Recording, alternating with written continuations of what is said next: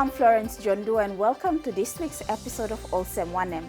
This week we highlight the One Health concept, which is being spearheaded by the Food and Agriculture Office of the United Nations in Papua New Guinea in partnership with other relevant stakeholders. Firstly, we find out what exactly is the One Health concept.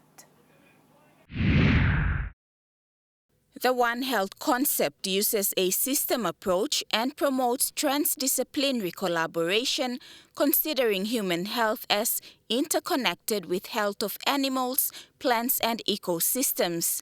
Through the Asia-Pacific Initiative on One Health, Papua New Guinea was chosen in 2017 as one of 3 pilot countries to develop country plans to engage stakeholders in holistically addressing the thematic area of food safety and nutrition. The Food and Agriculture Office of the United Nations, which is spearheading this concept in the country, held a workshop for all relevant stakeholders. The purpose of today's workshop is to sensitize stakeholders and on the concept of One Health, and also to kickstart or roll out our country-level activities under this One Health program. Concept of One Health is basically the idea that of veterinarians, doctors, environmentalists, nutritionists, people from various disciplinary backgrounds coming together and working together to address issues of food safety, nutrition, zoonotic diseases, AMR. It's an integrated approach and a holistic way of an intersectoral collaboration on these issues. So we wanted to bring the stakeholders together, first of all, to sensitize them on this concept of One Health and the approach, because it's a relatively new and innovative approach. Traditionally, as you may be aware, we tend to work in silos or in our respective sectors, and in particular for this, as an example, for example, the human health people tend to work within their fields, and that vice versa for the animal health actors. But there are many issues where there needs to be collaboration and information exchange and coordination. So this is why we brought everyone together to sensitize them on the concept of One Health, and also introduce them on the regional One Health program that FAO is implementing, especially because PNG is one of the target countries, and to get everyone's input on the One Health country level action plan for PNG that we are currently developing. The important thing about One Health is that it recognizes the links between plant health, animal health, human health, and environmental health.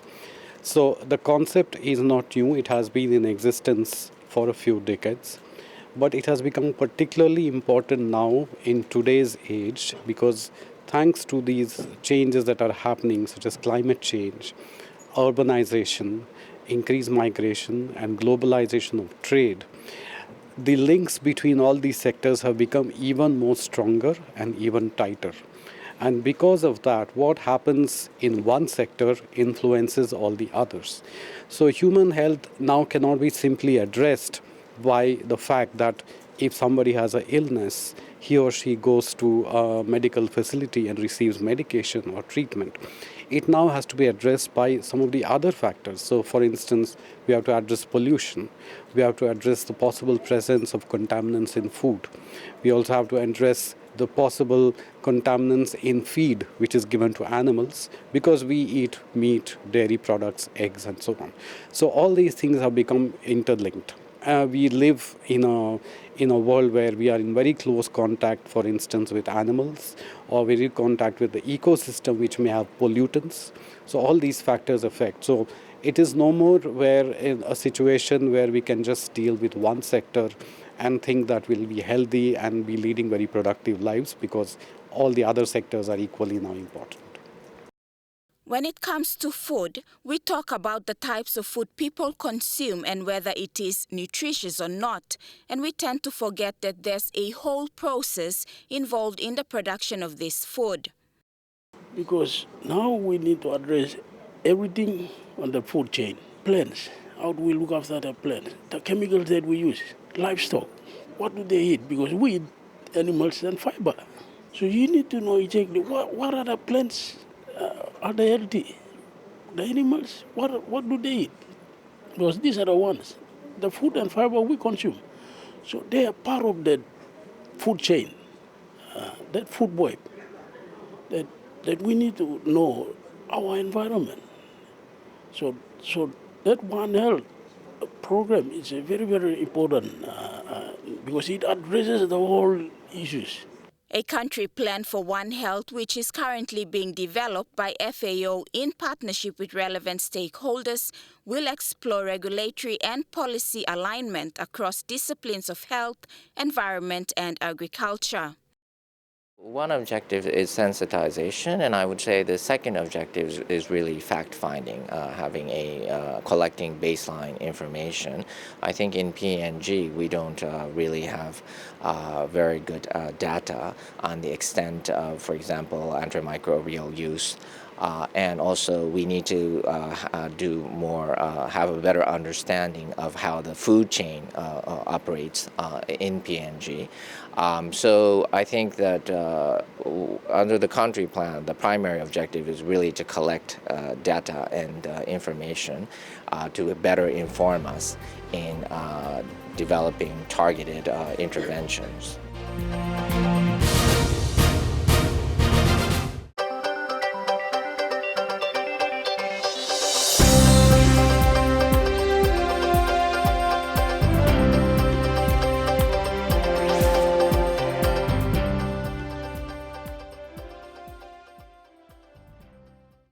Welcome back to Olsem Wanem. We are discussing the One Health concept on this week's episode.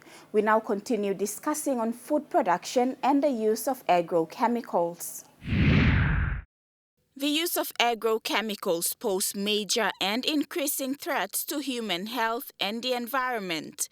Agro-chemicals being imported into the country is being regulated by the Climate Change and Environment Protection Authority, but that's as far as it goes when it comes to regulations. In terms of agrochemicals, it was I learned something new yesterday. SIPA actually regulates the imports of chemicals, and they probably have a good inventory of what comes in, all the assessments. They probably have a registry. There's a SIPA rep here, they can enlighten us. And they are permit holders who actually import it, maybe major farms, agro enterprises, or business arms like Beltec, FarmSet, etc. But from then on, SIPA lets it to the arms of the permit holders to actually go on from there to actually do dispensation and extension and all that. Whether it's in their commercial interest to do that or not, we don't know, but there's room for collaboration with government and the private sector in that regard to actually regulate that and ensure proper distribution and usage down to the farm level. So there is the gap there. After the permit holder, who looks after it in terms of impacts on food safety as well as environmental degradation, the accumulation in soil and in water runoffs as we've had. Agrochemicals were introduced to protect crops from pests and enhance crop yields. The most common agrochemicals include pesticides and fertilizers. Due to adaptation of pests to these chemicals, more and new agrochemicals were being used, causing side effects in the environment and pose severe challenges to aquatic and terrestrial ecosystems. So when we are talking about organic food, we should question if they are truly organic with all the agrochemicals that are being used. We may be using the word organic in our fruits and vegetables very loosely because of the amount of agrochemicals that are being applied. So there's anecdotal evidence there that there is excessive use, but we don't know yet. So we just need to work through that to actually find out what sort of issues we have. There's still some gaps that need to be filled, and all relevant stakeholders are optimistic that under the One Health concept, these gaps will be filled. We already have a lot of buy-in from the stakeholders, and they were all here today at this meeting. And we have met all of them individually, and they all have expressed their strong commitment to work together with the other sectors. I think the important thing is to find ways to specify a work plan, which is what we are doing. What are the key sectors that we can identify? So for instance, when we are growing crops, we are using agrochemicals and pesticides. So what do we need to do to optimize their use so that they are useful in increasing the agriculture production that the country needs, but at the same time it does not cause any other adverse effects on the environment or plants or animals.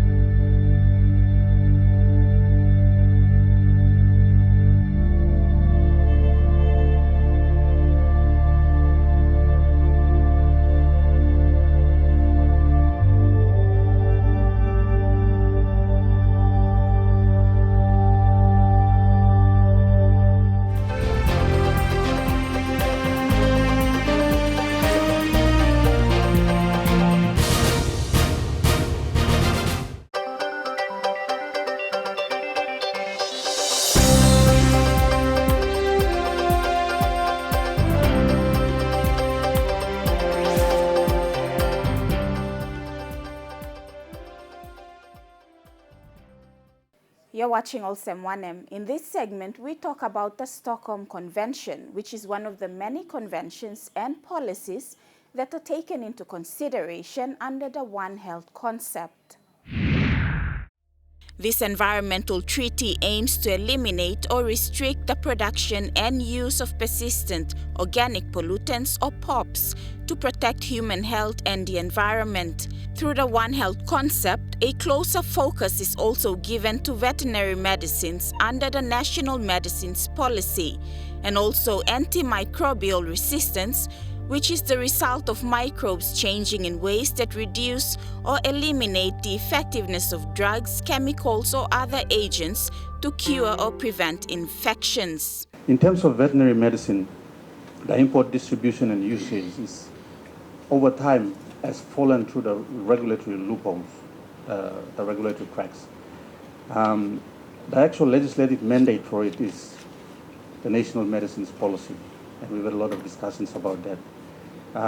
But I think over time, the veterinary aspect, the veterinary medicines and pharmaceuticals don't come under any regulatory control at all. NACIA, on the other hand, regulates the biologicals, so controls vaccines, but not the chemicals, the antimicrobials and other medicines.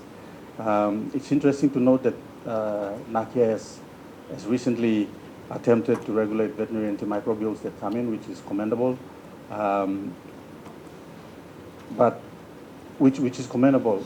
From there on, from import down through the distribution chain into usage, and then back into the farm, and introduction into the food chain is another aspect which we all have to work together to cover as well. So the bottom line is that at this point in time, it's just an unknown as to how much antimicrobials are coming in for veterinary use, for livestock use, because the imports are not regulated anywhere else. NACIA regulates vaccines, attempting to regulate imports of antimicrobials, but people are importing it, distributing it, dispensing it in veterinary clinics, in farms for treatment of diseases, as well as for growth promoters in feed. So these are some of the things that we need to work together to actually address in a One Health fashion. All these policies and legislations are in place to protect consumers who are Papua New Guineans, and their health is of utmost importance. The National Action Plan on Antimicrobial Resistance is very encouraging. To note that we are going to jointly endorse it in the next month or so, and then we can work collaboratively using a One Health approach to address the antimicrobial resistance issue. The identification of approaches to address gaps that are occurring in the process of imports of agro-chemicals, veterinary medicines, and other aspects under the One Health approach for humans, animals, environment, and economic sectors are in place and need to be strengthened by all relevant stakeholders in the country. A lot of these fruits and vegetables that we are talking about is about the informal domestic trade that we have. But it's something that actually goes at the end to the consumers, and Papua New Guinea consumers are actually consuming all these things. We can actually apply these to the imports that we have. While we focus on the imports, our domestic market value chain and supply chains needs to be corrected too, because we've got the same consumers who are Papua New Guineans. So in our conversations that we've had about One Health, there are approaches that we've proposed in terms of legislation and administrative approaches to address the gaps that we've identified, so that we better control the imports, the distribution, usage, and then back up the food chain into consumers, up to the consumer level. So we've had those conversations, and those needs to be strengthened, those needs to be worked at, those needs to be implemented.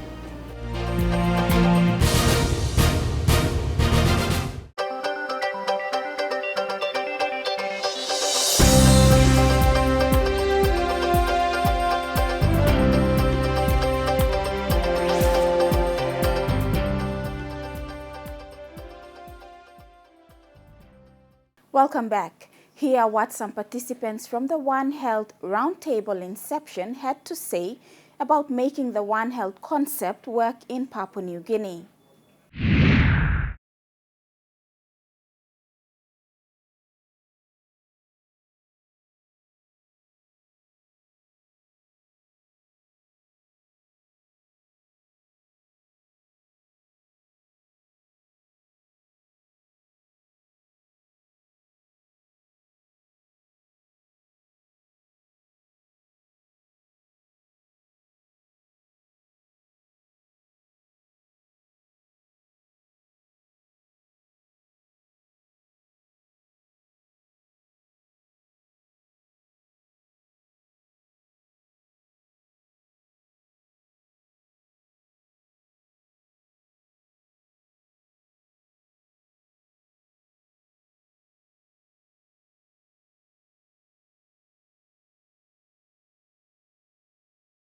All respective disciplines in the country need to work together to implement the One Health concept in PNG. The important thing is for all the stakeholders to work together, and we also need the consumers and the private sector to be a part of it. This cannot be done alone, and the government will not be able to deliver this alone. It has to be done together. In this country, you have so many actors dealing with different activity or addressing the same issue.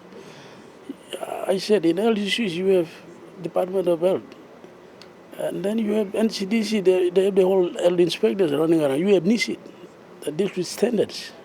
The NACIA that deals with biosecurity issues. Basically, when you look at it, trying to address the issue, the same issue. Agriculture sector, agriculture department can address. It can address just particular activities. You have departments, you have policies in place that take care by different government agencies that does it. So it's a shared responsibility. It's a responsibility belonging to health, agriculture sector, the environment, the SEPA people, NACIA, biosecurity agency, that everybody need to come together. And it has to be a shared responsibility. I've said, there's a famous African proverb. It says, if you want to go fast, you go along. If you want to go far, you go together. So it's an issue that should be addressed by literally everybody. The fishing industry, National Fisheries Authority. Emphasis was also placed on how PNG's trade relationships come into play when it comes to import products. I think our problem, there's two things. Number one is we have so many agencies trying to do the same thing. We need to streamline it. The government need to come up with policy, streamline it, and empower an authority or set up an authority that deals with food safety standards, everything from the farm to the fork. And then the second thing is we as a country want to do something. For example, if we want to place a ban on uncooked poultry products, but we have trade relationship with other countries, and then they will complain, oh, no, we have a trade relationship that sign, seal, WTO controls.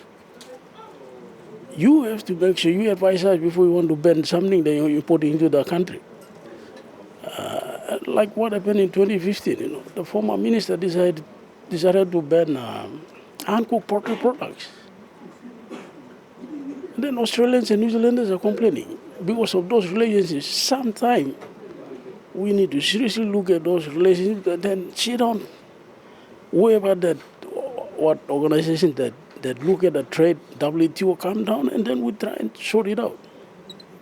Awareness is a vital aspect, and the media plays a vital role in informing and educating people on the advantages and disadvantages of issues. Media has an important part in raising awareness that that these issues are linked. For instance, in the last few months we've had now a lot of publicity raised on the issue of plastics and plastic waste and how it has ended up in areas in the middle of the ocean, far away from any human habitation. So this is actually because of the credit goes to the media, because they've actually highlighted this so much that in other parts of the world now there is a movement to really reduce or probably even cut out completely the use of plastic. So these are the sort of initiatives that can really help the One Health to move forward. And that's all the time we have for you on this week's Olsem Wanem episode. If you have any comments, questions, or stories you would like to share with us, please don't hesitate to send us an email via the address now appearing on your screen, or you can also post it on our Olsem Wanem Facebook page. Until next week, I'm Florence John Duo on behalf of the entire Olsem Wanem team. Thank you for watching and take care.